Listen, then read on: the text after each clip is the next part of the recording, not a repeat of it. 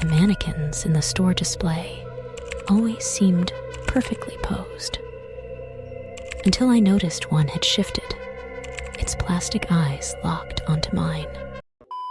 The scratching noises from under my bed stopped when I dangled my arm over the side. They resumed, accompanied by a gentle, icy grip.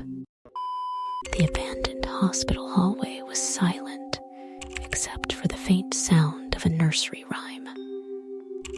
I followed it, only to discover a room full of empty cribs, rocking on their own. I found an old family video in the attic, showing a birthday party from my childhood. In the background, I saw myself standing by the window, watching my younger self. My husband's sleepwalking had become more frequent. One night, he stood by the window, whispering to the darkness, "I can't let you out." The stars went out one by one, leaving only darkness. Then, I realized they weren't stars. They were eyes, and they were getting closer. The city was deserted when I woke up, except for the thousands of life-sized dolls lining the streets, all facing my house. "You should let me drive you home, so you don't end up like those 5 girls that got butchered," said my date. As I closed the car door, I realized that the news had only mentioned the girls were missing. My beloved husband left me forever because of a car accident on our honeymoon trip, which made me heartbroken. But what's more frightening is that his body weighed me down and I couldn't move. And our car accident happened in a remote mountain.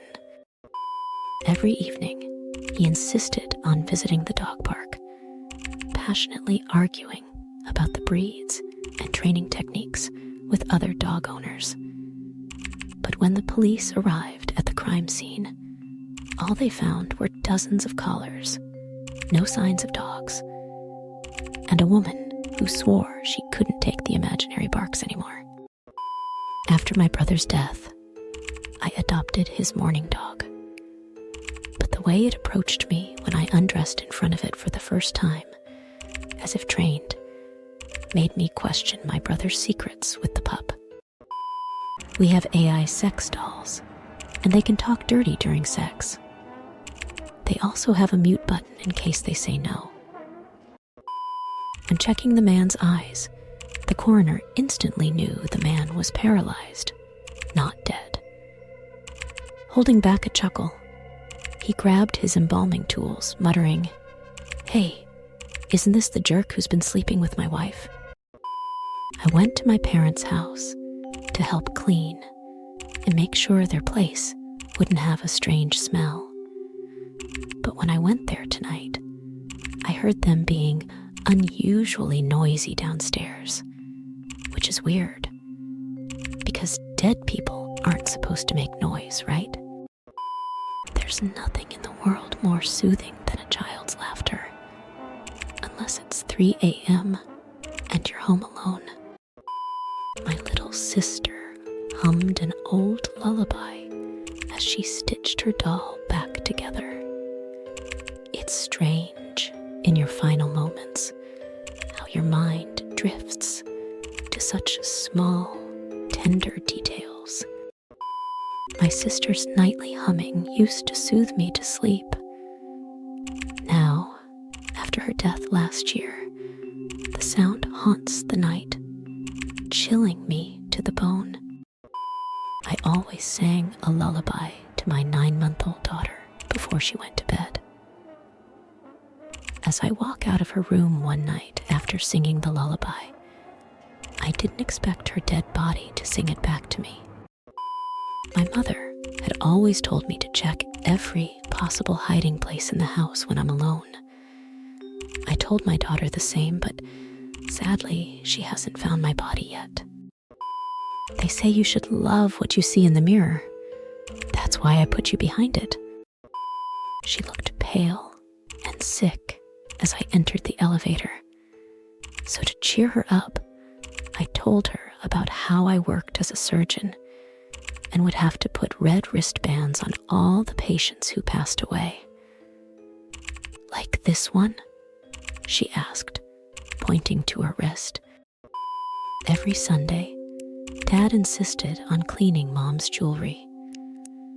The week she disappeared, he meticulously polished a single earring, its match nowhere to be found. Mom always said she was afraid of water. Yet the day after their last big fight, Dad took us fishing. When we asked why Mom's shoes were on the boat, he just smiled and cast his line. I was watching the news when a police reported about my father's body being found. When I saw they still didn't know the cause, I turned to give my mom a high five. "Your daughter and son have been screaming in the yard. You'd better go check on them," the lady told me. I nodded appreciatively, wondering how she hadn't yet realized I've never had children.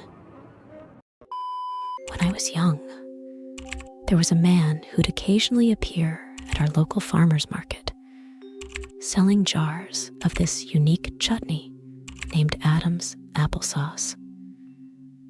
Only years later did we find out he was actually called Frank, and the label wasn't quite what we thought. After working a hard day, I came home seeing my girlfriend cradling our child.